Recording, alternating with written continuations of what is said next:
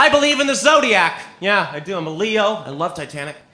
This is something a little bit morbidly ironic. My grandmother, she was a Cancer, and she was actually killed by a giant crab.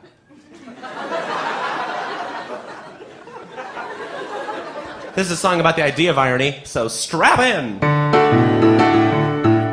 My dog's stomach was very upset, so I put him in the car and we went to the vet. And on our way to the vet, I killed a cat. Hey, I said, isn't that ironic?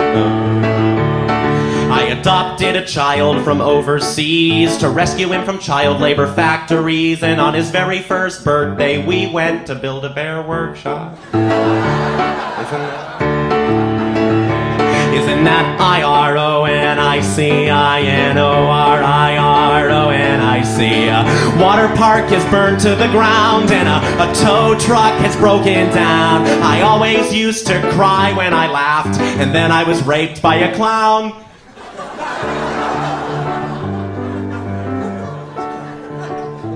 It's ironic.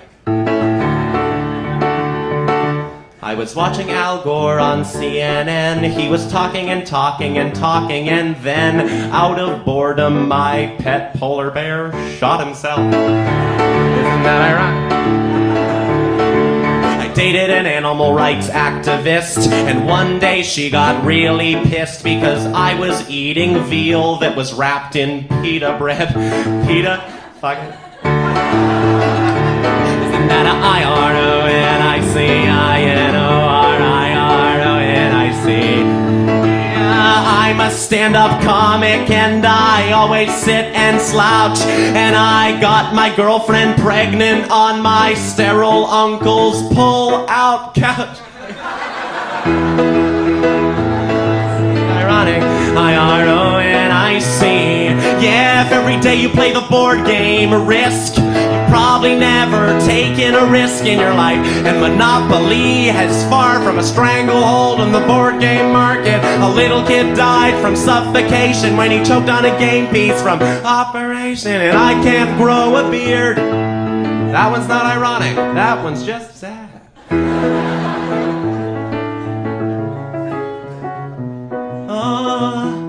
Bob Barker got all of my pets pregnant.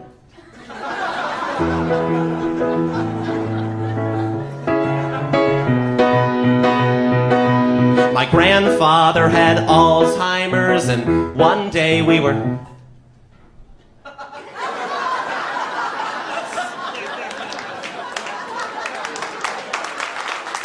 Thank you. This next piece is called Sonnet 155, or if Shakespeare had written a porn. It goes like this. I saw the morning dew betwixt thine thighs as I removed my source of Grecian power, as if King Midas dared to touch the skies, upon thy body fell a golden shower.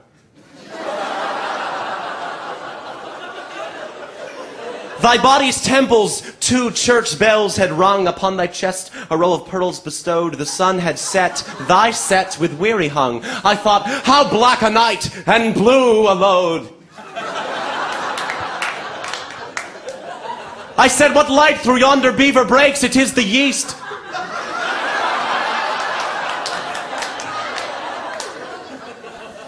And now my belly's yellow, my pole gives cause to storms and earthy quakes, but 'tis not massive, I am no Othello. And when that final moment came to pass, like Christ I came a-riding on an ass. Thank you very much.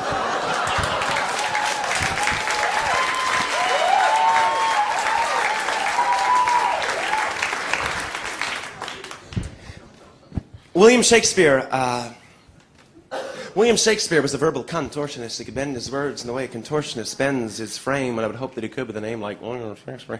William Shakespeare, some of you seem lost. Look, say your name was Robert Frost and you couldn't write, that would suck. Well, I guess you could always go as Bobby Frost and own an ice cream truck. He was balanced like a simile and could stack metaphor 5, 6 at a time and rhyme into the very last line of a soliloquy, which finally said outright with the previous 77 we're only hinting at. He had puns and quips and tons of trips of sons with ships, with nuns, with hips and buns and lips, but I have something that Shakespeare never had.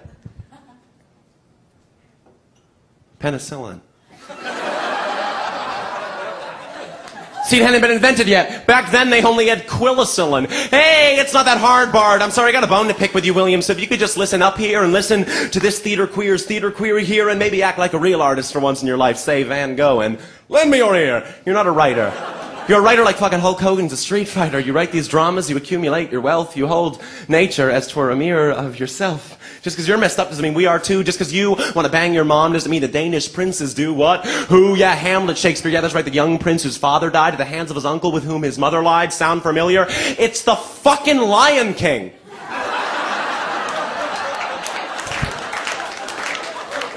You stole from a Disney movie, you androgynous douche. What's next? The story of a French king on a quest to find his lost son, Nemo. Oh, and by the way, poetic talent is really easy to fake when thy sentences doth no fucking sense make.